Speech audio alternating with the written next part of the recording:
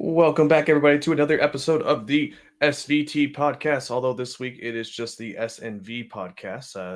Well, I'm sorry, us. no V and T. I'm sorry, I apologize. No Sam here. He's Yeah, got a little bit of a hurt shoulder. he's Maybe nagging injuries. Uh, we'll call it an upper body injury. He's it's just a get right day for him. Like he's gonna take this week off and we'll hold down the fort, and then he'll be back stronger than ever next week. So Yeah, maybe he was in Philadelphia for the parade as well too, with celebrating with some of our players there.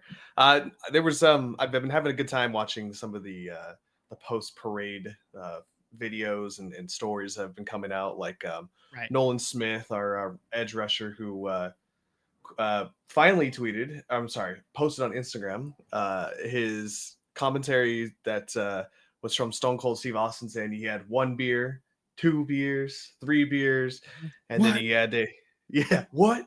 3 beers. 4 beers. What? He also picked up a child from the fans and walked off with the child, and they had to tell Nolan Smith that you need to bring the child back. So that happened. Oh Lord. Yeah, it was a good time. There was tons of cuss words that the local Fox News had to commentate every 5 seconds to say they apologize for the profanity being laced in every player's speech. All around good vibes in Philadelphia. One of my favorite stories that came out too was there was a DA who had to tell her clients that the courthouses were closed in Philadelphia due to the parade. And so her client said, "You mean I have to stay in jail for one more night because my football team won the Super Bowl?" And she said, "Yes, I'm very sorry about that." And the client says, "Well, I mean, go Birds, I guess." Worth it. So no, it's been fun. I've been enjoying the festivities. I'm already ready to get back into the draft and kind of see what next year's already going to shake up and look like. So reared and ready to go. That's right. And just like as we're talking football in general right now, the Jets are already they're starting to jet real early again this year. Aaron Rodgers has been informed that he will not be returning to the team next year.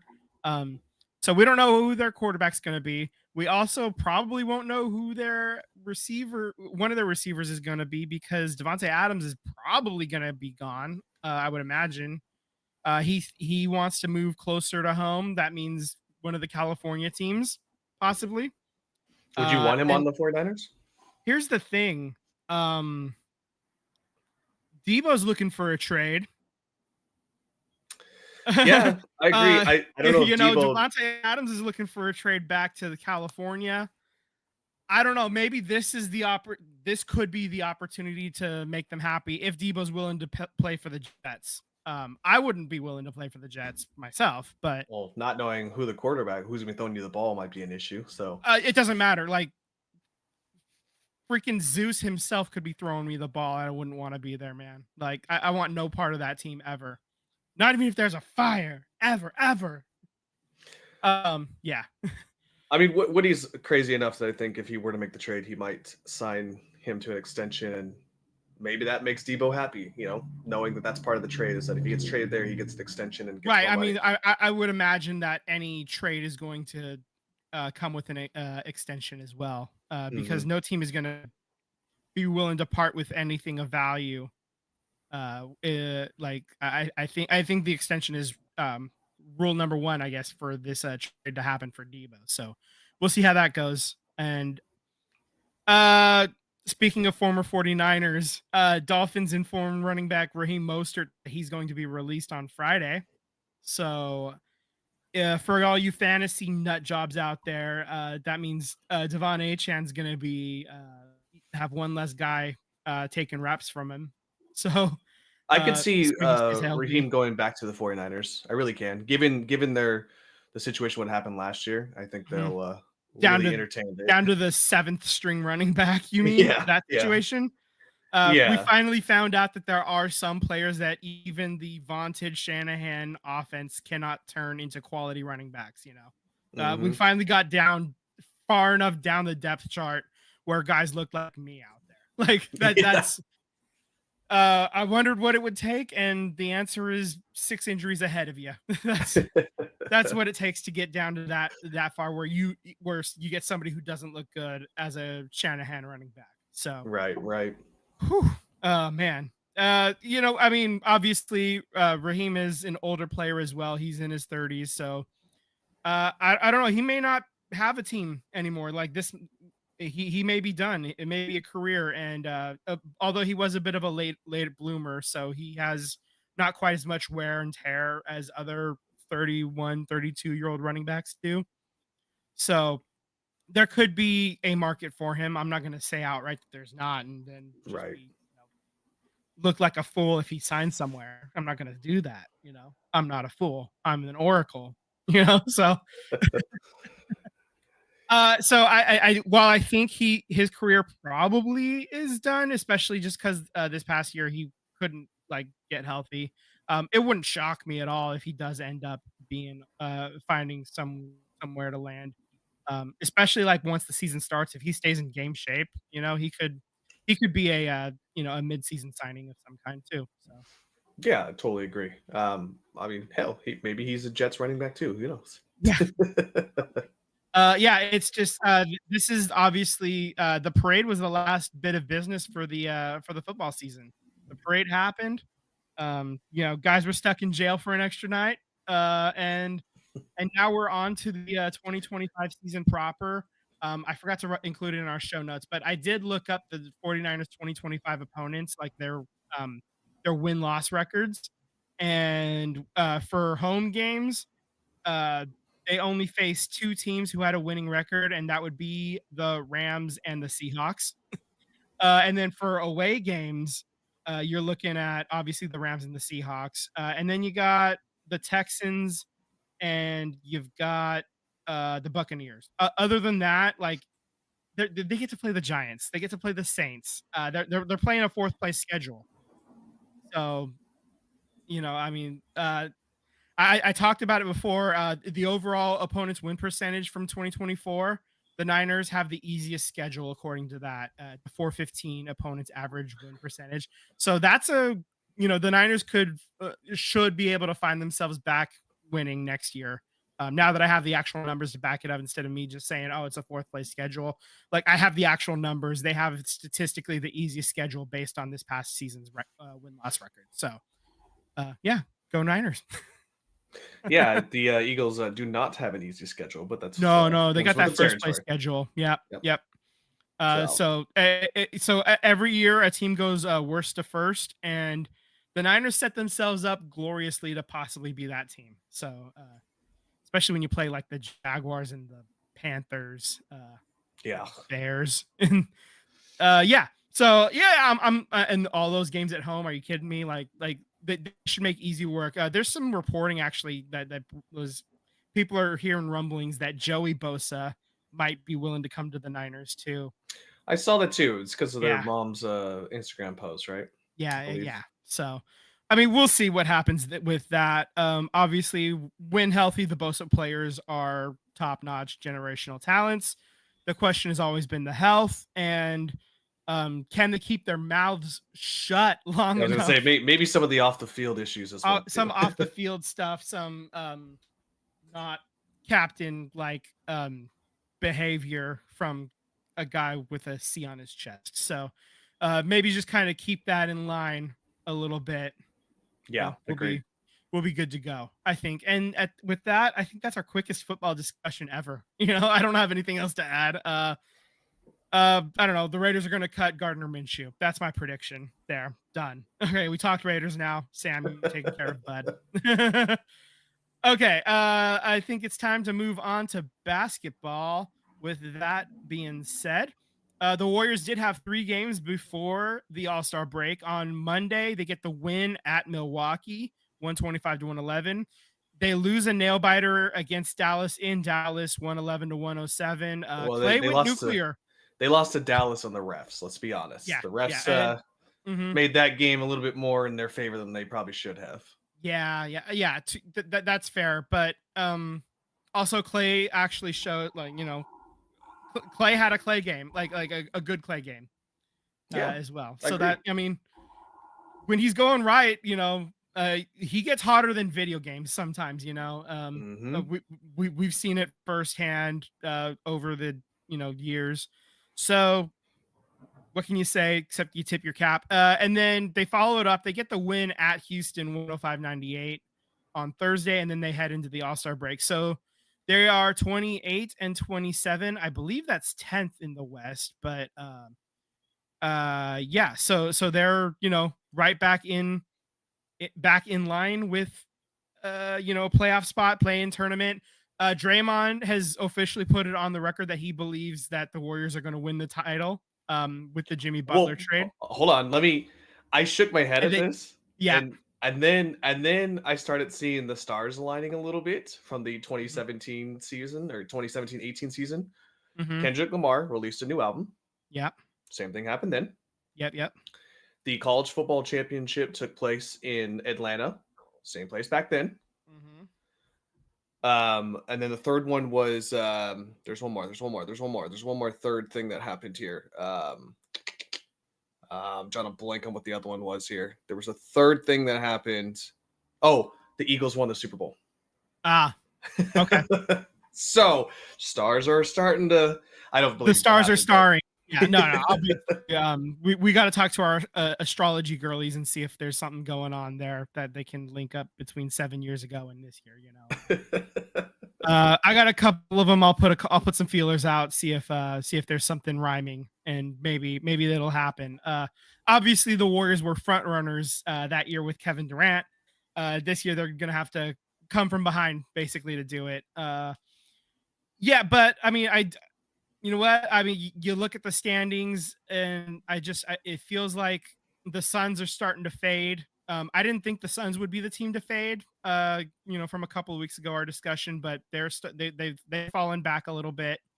I think the Kings are going to eventually start falling down. I think the Mavs are going to start falling down. Yeah. So I think the Warriors should be able to, host one of those games at the very least, one of these play-in tournament games. Yeah. If not two of them, if they can get, or if they handle business in the first one, it won't matter. And then they just, move on to the playoffs. That being said, I'm looking at the standings right now. I'm going to focus on the Warriors are 28-27. They're in 10th right now, 16.5 back of the 1 seed. Obviously not catching the Thunder. The Thunder are long gone. The Grizzlies are in second place, and they're 8 games back of the Thunder. So the Thunder are going to coast to the 1 seed. We're just going to write that off. That's done. That's lock it up. We're moving on. So Grizzlies, Thunder, Grizzlies and Nuggets are 2 and 3. Rockets are 4. They're at 34-21. They're actually 6 games ahead of the Warriors right now. Warriors winning that game right before the NBA All-Star break. Yeah, that narrowed it a little bit there. You got the Lakers and the Clippers, both LA teams, good at the same time. So that's interesting. Didn't happen very often. The Clippers are mostly to blame for that, obviously, historically speaking. But yeah. So I mean, I think the Warriors are 3.5 back of the Clippers. I think that's doable. And that's your 6th seed is the Clippers. Like, you obviously have to leapfrog the Kings, Mavericks, Timberwolves, and Clippers to do it. So that's a little bit tougher, is getting ahead of that many teams. But if you just look at it on paper, and you're 3.5 back, if there were no other teams between you and the Clippers, like I would feel like I could do that. Like play 3.5 games better than the Clippers going out the rest of the way. Can you imagine it comes down to the last game of the season, because that's the last time the Warriors see the Clippers? No, that'd be fun. If that game actually matters for like play-in versus like just straight up in the playoffs, right. That would be wild, and I would not be upset having a game that matters that late. And I would just believe that the Clippers are going to do Clipper things, and at some point they'll mess it up. Yeah, I agree. That's what they do. Billy Crystal can cry about it. That's right. Indeed. Okay, so let's upcoming games this week for the Warriors. You're at Sacramento on Friday, and then you're at home against Dallas on Sunday. Let's talk All-Star Weekend. Tyler Hero wins the 3-point shooting contest with 24 points in the final. But That's he the tried. lowest score. What? But he tried. But he tried. But the 24 points is the lowest winning score since 2017. Unimpressive. Mac McClung wins the slam dunk contest. That is a little more impressive. Third straight year. I just wish some freaking stars would play and would do these events, you know? I want to see it. I mean, it's too late now, but I wish, a dozen years ago, LeBron would have done the slam dunk contest, Fair. Like, I wish something like that would have happened, but of course it didn't. The skills competition, Donovan Mitchell and Evan Mobley win the win for Team Cavs. Chris Paul and Victor Wembanyama got DQ'd for not shooting the ball in an attempt to circumvent the rules a little bit there. I love it. What do you so what happened exactly? Tell the people what they did. They did everything right to the extent of the rules. In fact, it's gone on record that everyone said, "Oh, this is totally Chris Paul manipulating the rules," which I would totally agree with you. But apparently, record has been shown that Victor Wembanyama was the one who was going around and asking officials all throughout the day before the festivities kicked off on that event, "Is this allowed? Is this allowed?" And all of them told me yes. Apparently, it wasn't allowed. But instead of shooting where they were supposed to shoot, they just threw the balls and then moved to the next section, threw the balls, and then ran the circuit. Nowhere in the rules say that you had to make the shots, just that you had to shoot them. So technically, they did do that. They just didn't attempt to shoot. Right. They were trying to make it buckets. Yeah. Yeah. So I appreciate it, man. I love that. I love that they've been the rules gamesmanship. It. Yeah, it's straight out of like MTV's The Challenge is what it is. Like, you're looking for a way to circumvent the rules and get it done easier and faster than everybody else. And yeah, I'm all for that one. Yeah. I love it when it happens on The Challenge. But I don't know if when it's like a real, sport, not not America's sixth sport. Sure.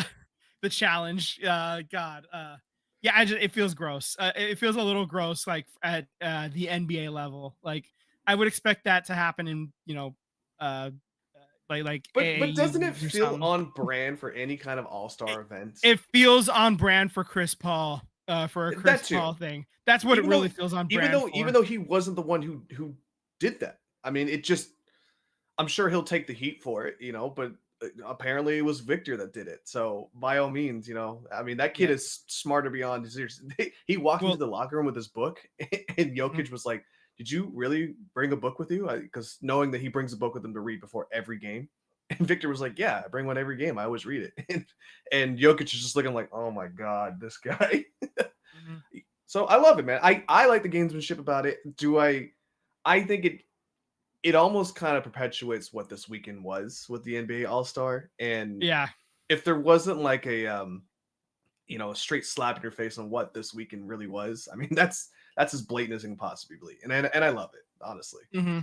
Yeah, I mean, it kind of was it was too gimmicky the entire weekend, if we're being honest. To be fair, Team Shaq, the OGs, they win the All-Star game. Steph Curry is named the MVP at Chase Center. Yeah, he made a half-court shot, and I think that's what won him the MVP. It's the home crowd, half-court shot. Steph does Steph things. He took nothing but threes, for the entire game. Game. I mean, really? So this year I decided to watch the All-Star event, given that it was local, given that our boy Steph was in it. Made sense to do it, right? The All-Star game was 30 minutes of gameplay, right? And then 2.5 hours of ads, talking heads, and followed by an awkward farewell to the TNT crew, right? Who are also not actually going away because ESPN is getting inside the NBA too. So what the hell was that? Goodbye. So weird. I don't know. So weird. Yeah. So yeah, to me, okay, everything, the commentating was awkward. Kevin Hart blasting NBA players for their play while dead air filled between the two co-hosts of not knowing whether they should do a play-by-play call or bounce off of Kevin Hart's commentary. Dude, I honestly, like, I can't remember the last time a U.S. major sport asked on multiple occasions of its players how they feel about the All-Star format. A sporting event that is voted on by the fans and that it's supposed to be a show for the fans, yet the NBA chose the route to have the reporters ask the players how they feel about the All-Star event. That was weird. Apart from like the Saturday events of the dunk contest, the three-point challenge, and the amazing bending of the rules of the skills challenge from Wemby and Paul, the weekend event had all the makings of it just being like a complete dud. Everything was clunky. It felt unrehearsed to the point that it felt like the NBA put together the All-Star format on Friday to present it on Sunday. And like judging by all the empty seats in that All-Star game, it seems like the NBA still has a really long way to go until they figure out this issue of how to make it more entertaining for the fans, honestly. Yeah. Okay, so yeah, I just I mean, even Draymond was like very vocal about how much it feels weird that the young stars got a team Yeah.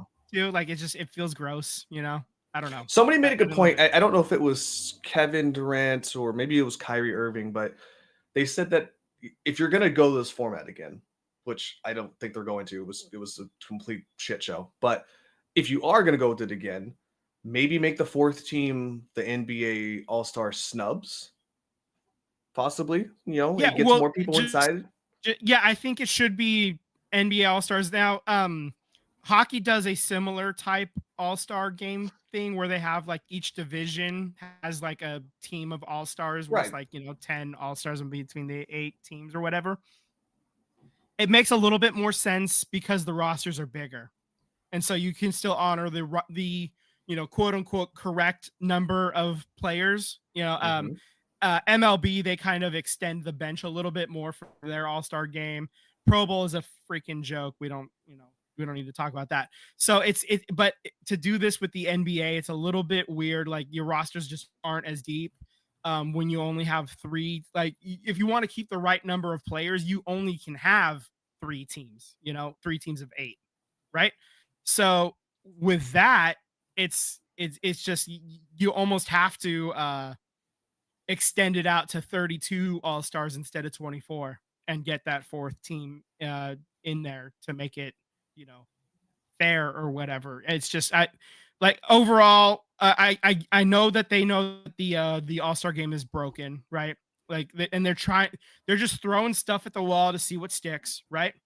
And it's tough. I get that, but this wasn't it for me. I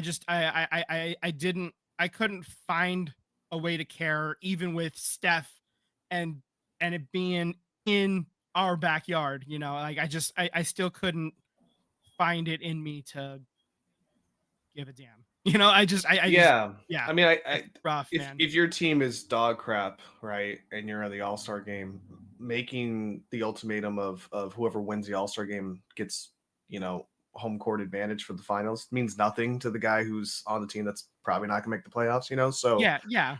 I don't know what incentives. I mean, they played for like $1 million last year. That seemed like it got a little bit of a buzz, but then they just completely scrapped that this year. So I don't really know what you could do. Maybe you go to a 3-on-3 format and play a half court and have like a 4-point shot in there or something. I don't know. Yeah. There's, to me, it just seems like if there isn't money incentive for the players, then there's no incentive for them to put on a show. Right. Yeah. So, but then again, there's no incentive for fans to want to watch either because there's it's boring, unless dudes are like jumping out of the ceiling to do 360 windmill dunks on every play, or you get some actual defense played. There's no entertainment, and man, there were so many empty seats. It was kind of crazy the whole game. Yeah, I mean, I forgot to even check to see if there was any like any cheap seats available like last second. I didn't even bother checking. Like I forgot. I was busy buying Girl Scout cookies is what I was doing instead. So yeah, from uninspired, all-star performances to very much inspired all-star performances, it's time to move on to hockey. Let's talk about the Four Nations face-off. This tournament is underway, and and so we've already had the first 2 games happen. Actually, we're almost done with the third games. So we had on Wednesday and Thursday was the first games. Canada beat Sweden in overtime 4-3. The United States on Thursday beat Finland 6-1. That was not as close as the score might indicate either. Like, it was bad. And then on Saturday you had a doubleheader. So 10 a.m. Pacific time, you had Finland versus Sweden. Finland got the win in overtime 4-3. And then Mikael Granlund, former Shark, old friend, he got the OT winner in that game. That was huge. That made the Canada Finland game earlier today matter. Then you had the United States versus Canada. That one was this one was great. Bonkers. That was an all-time great, high energy. Love the pace. And 3 fights in the first 9 seconds. It was Tilly time, tarps off, boys. Like, they were ready to go. You know, they got themselves a couple of Donnybrooks there, ready to roll. I'm actually impressed by how well. We'll talk about this in a second. Sweden just took the lead on USA. That's all. I was just gonna say how impressed I am about USA in this tournament. Kind of really, I thought that they were going to be a little overwhelmed with what Finland had as a roster, and definitely Canada, but that's proven not to be the point at all here. It's although they are losing now, but I think you're up 2 games. I don't know if they can afford yeah, I mean, USA's already, like, this game doesn't matter. Austin Matthews isn't playing at all. The Kachuk boys, Matthew got hurt, and Brady is, like, spent some time off the bench. He's back on the bench now, it looks like. Yeah. So so USA is just kind of getting some guys right. They're actually down a skater. They decided to not dress 3 players, including Austin Matthews. They're just, going at it shorthanded for their bench today, because this game officially does not matter. They're playing. They're going to play Canada in the championship game Thursday. That's 5 p.m. and it's on Max, and I think it's on, like, TNT or TBS or something. One of those Max properties. So, I was kind of curious, not that I'm wanting to jump back and forth here, but obviously the TNT crew for NBA is no longer going to be there for ESPN. Does that mean the NHL crew is not going to be there anymore?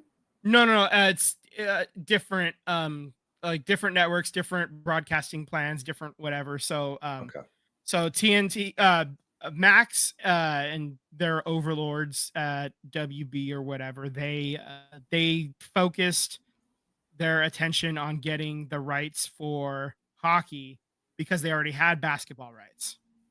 And they decided later that, at the time they're like, oh, we're going to be able to keep basketball, no problem. And then it turns out, they weren't able to keep basketball.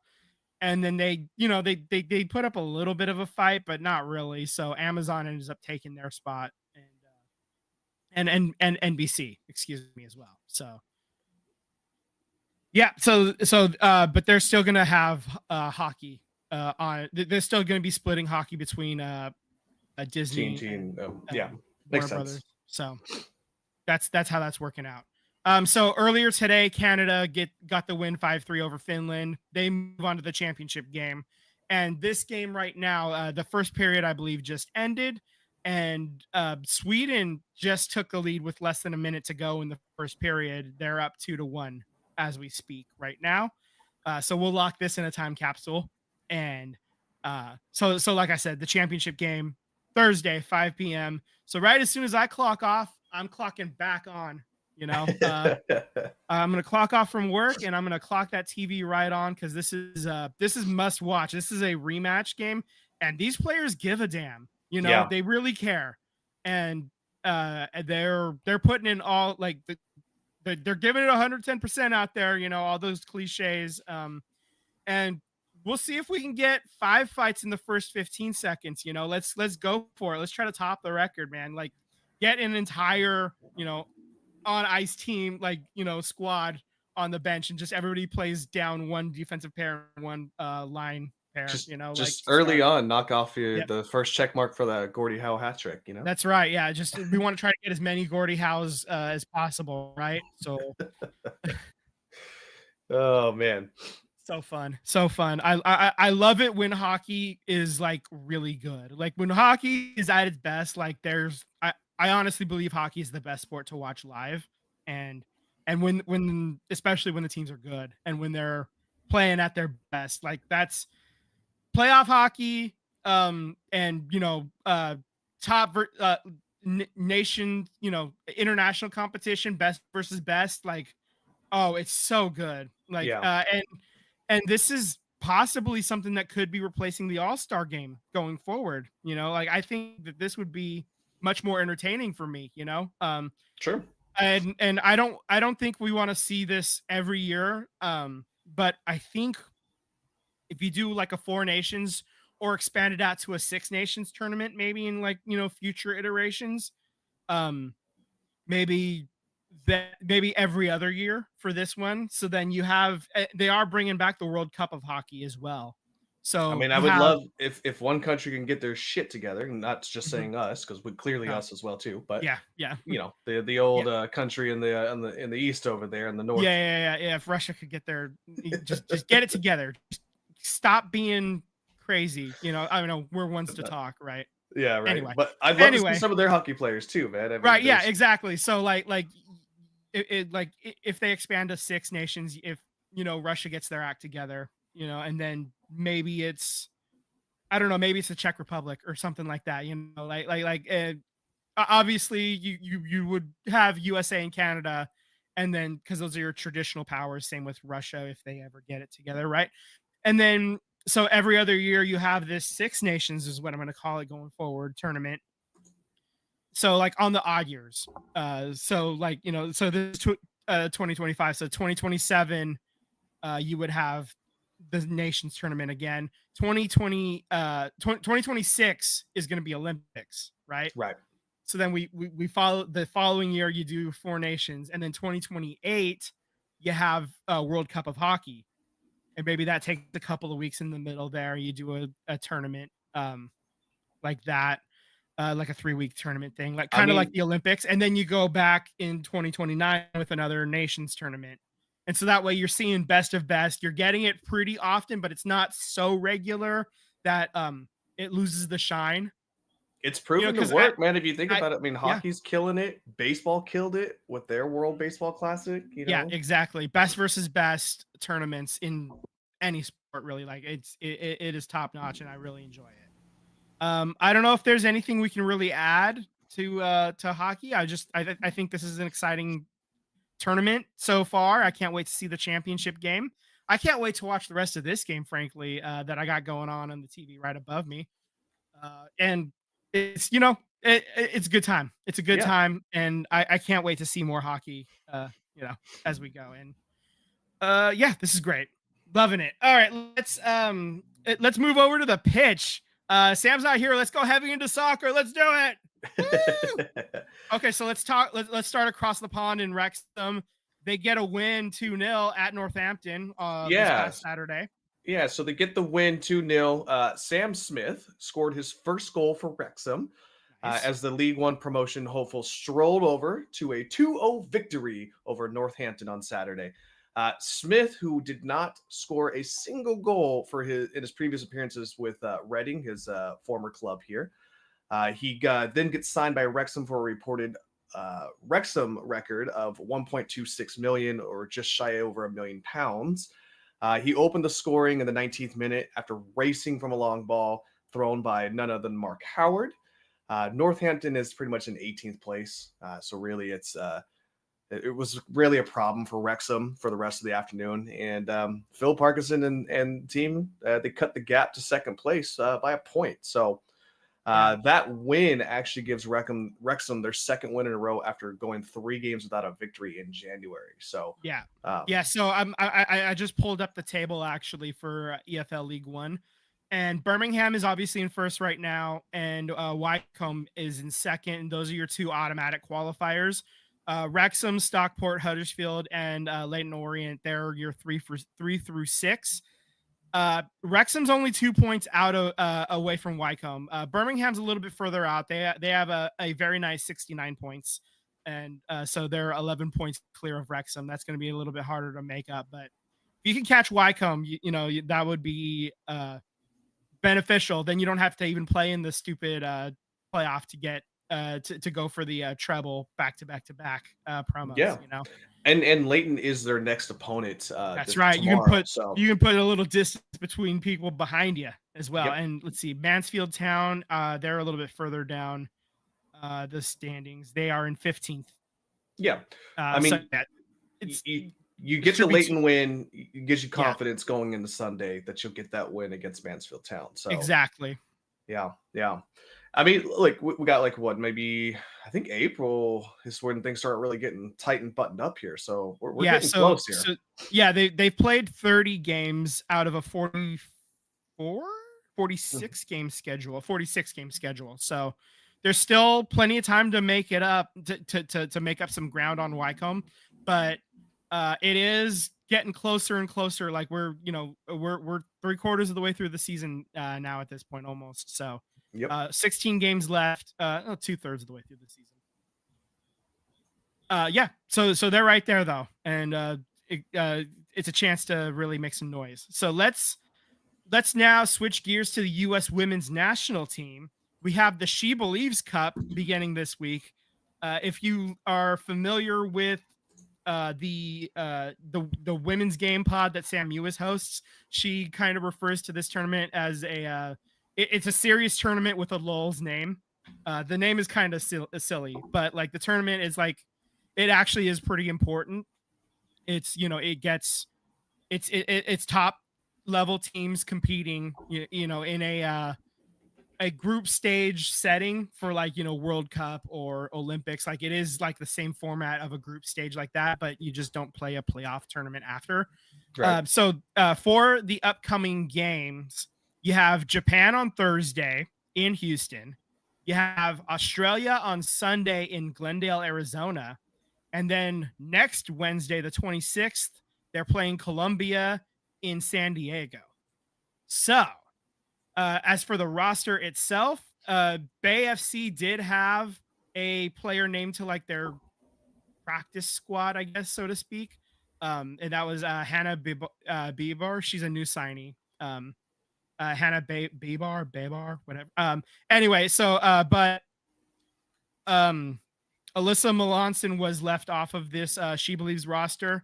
I think there's like 7 or 8 players getting their like uncapped players. So Emma is continuing to cycle through players, like getting more players, more experience to see who's able to play where and who's able to handle the rigors of national team schedules. So just because Melanson didn't make this roster doesn't mean that she's done. As a women's national team player, I think that she's still going to get plenty of opportunities going forward. It's just it wasn't her time this time. There were some players left off of the roster besides her, though. Specifically, Triple Espresso, all 3 of them either fighting injuries or have personal stuff that they're attending to. I think Soph Smith is specifically has like personal stuff. She hasn't reported to her club team yet either, I don't believe. So, but yeah, so there's your roster basically. Obviously, she who must not be named is right there, that first name in the midfielders. Anyway, but I'm excited for Tara McKeown getting a call up. Jenna Niswanger is obviously young all-world talent. Who just went over to England to start playing in Arsenal, I believe. Arsenal, yep. Yeah, but specifically the big name that I do want to circle is Emily Sonnet. This tournament is a yearly tournament, She Believes, and Emily Sonnet has been on every single U.S. roster for this tournament. So stick taps for her. Wow. This is the 10th time in a row she makes the She Believes Cup roster. There was a little bit of joking around that maybe Alyssa Nair comes out of international retirement to match her, but no, not happening. So yeah, that's just things to look out for. We got U.S. women's footy happening, so that's exciting. So that player that Bay FC has playing with the taxi squad for the U.S. women's national team, She's a 3-time All-American, twice at Harvard and once this past season at Duke. She's a defensive midfielder, and Bay signed her to a 3-year contract, I believe last week. So she was invited to the camp in January after Lynn Williams picked up an injury. And she's basically been on every level of the youth national team. And she played at the Under-17 World Cup in 2018 in Uruguay. Mm-hmm. So this is a significant player coming. Hannah Bibar. I will learn how to say your name properly once I hear somebody else say it. It's not Babar like the elephant, because it's a Bevar, as you can see if you're watching on YouTube. But the other thing you can see on YouTube is a thank you, Caitlin, and that's because our starting goalkeeper, Caitlin Rowland, announced her retirement. She's her career adulations are she's a 4-time champion of the NWSL. She was a second 11 honoree in 2017 with the NC Courage. And that was like, she was mostly a backup goaltender for most of her career, but she was the starter for a couple of years in Carolina. And obviously she took over starting duties here. I thought she came into this team as the 3rd string goalkeeper, thinking hockey still. And she was able, Melissa Lauder got injured in preseason and never set foot on the field in the inaugural year. And then Lysiane Prue was okay, but she didn't perform well. And Caitlin Rowland played better than her. There were times when it was a little bit rougher, especially earlier in like when she took over, but especially once Abby Dahlkemper came to the team and took over, that central defense, Caitlin's play got a lot better too. And speaking of which, she actually played college with Abby Dahlkemper and Caprice Didasco as well. Ooh. She was a teammate of all 3 of them. That was a UCLA connection there. And she's also from Walnut Creek, so she called it an honor to play her final season at home. And best of luck in the future. Thank you for helping us get to the playoffs in our first year. So, big ups. And the goaltenders that we have on the roster now are, like, on paper better than her anyway. So I think she saw the writing on the wall. But she gets to kind of leave with a good feeling about, playing pretty well in her final season and got to play with a couple of her college friends. And yeah, so I honestly, like, a lot of fans were really harsh on her. I wasn't, because I don't like to go all hot takey if I don't have to. And I mean, come on, she came in as the 3rd stringer and she played pretty well overall. There were obviously some sketchy moments. I'm not saying that, but to be fair, from what I expected out of the 3rd string goalie, she did just fine. Right. Like, she gave us more than what you could hope to ask for from a 3rd stringer. So take the win, and hopefully we get a lot better play out of these players that we have, especially Melissa Lauder is going to be able to actually play this year. She had an ACL in preseason, and that's that. I think that covers Bay FC. I think that's it from that. Nice. We got a little bit of time here. There was one John Fisher nonsense. I'm trying to not drop F-bombs on the pod. We're trying to clean it up just a little bit, So F John Fisher o'clock. It is F John Fisher o'clock.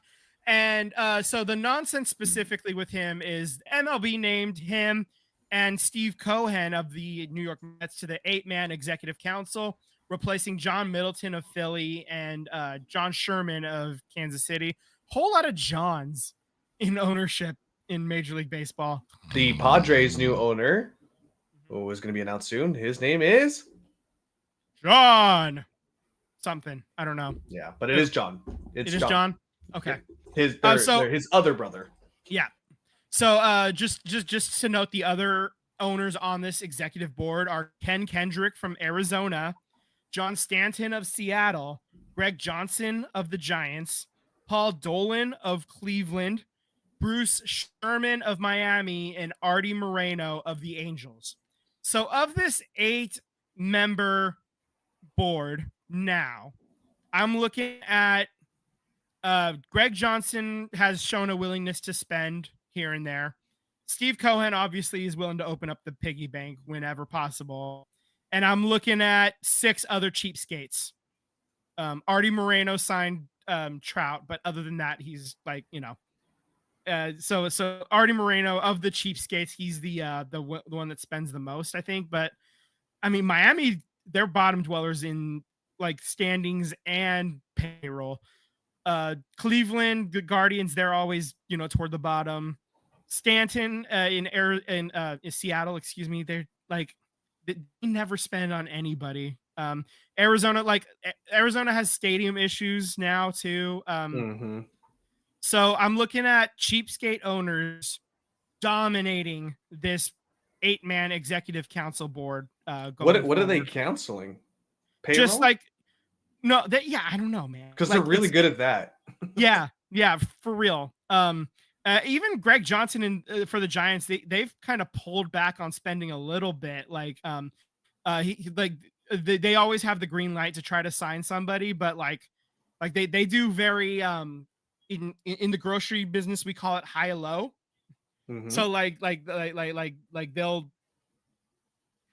like drop prices wherever they can, but then like have higher prices to begin with. So like they do an alternating high-low strategy there. And so that's kind of what the Giants, I think, are starting to do. So they'll spend on individual players here and there, but yeah, so it's just overall not shocking. This is not so what's shocking is John Fisher getting named means that MLB is very happy with the progress he's making.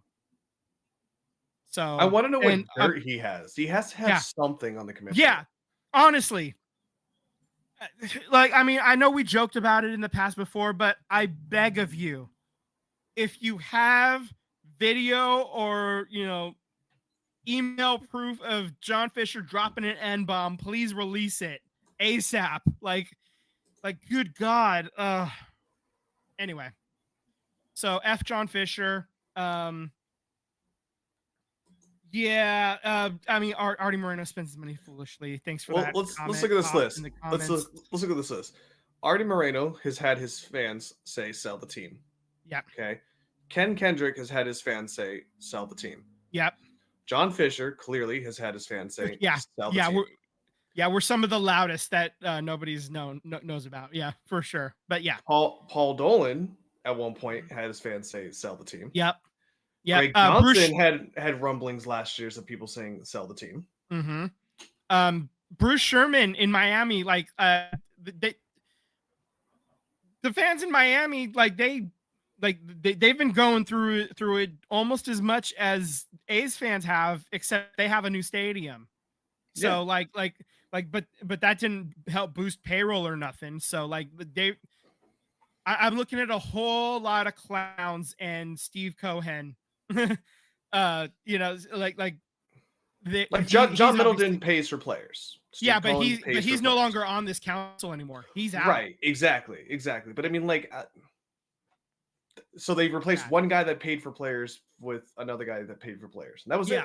Yeah, 1 for 1. And then they replaced one cheapskate with another, and so they're just going to keep cycling through cheapskate owners on this executive council. So any rules changes and stuff like that, I think they're going to have a hand in it. So if you've got a really stupid idea, I don't know, send it up to Sacramento, see what dumbass thinks. He's got to get it approved by the other 7 men on the board, though. Yeah, exactly. God, I don't.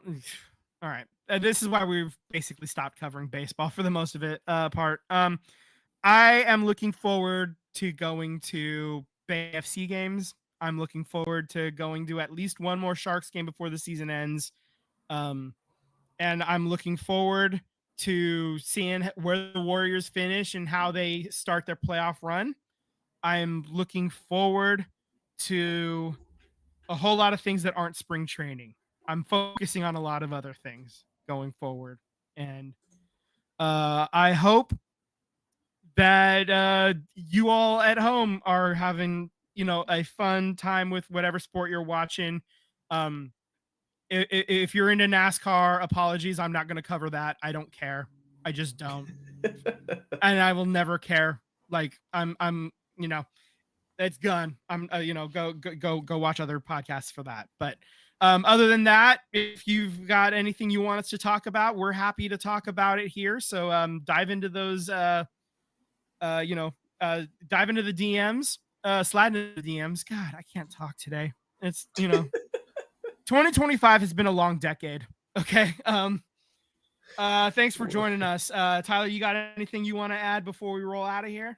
Let's go Chicago Blackhawks. Let's just when we resume the season here, let's hope they get some wins here. I would love to keep pushing the Sharks' probability of getting the number 1 pick here again here. So yeah, that would be amazing, and I would love for the Sharks to go back to back with first overall picks. That really helps replenish a team that already has a pretty well stocked minor league team system. That would be great. Right now, the Blackhawks are 4 points clear of the Sharks, so 2 wins basically. If the Sharks get on a hot streak, there you go. So that's all I had, brother. Yeah, that's basically that's what I got too. So until next time, thank you for tuning in, F. John Fisher, and have a great night, everybody.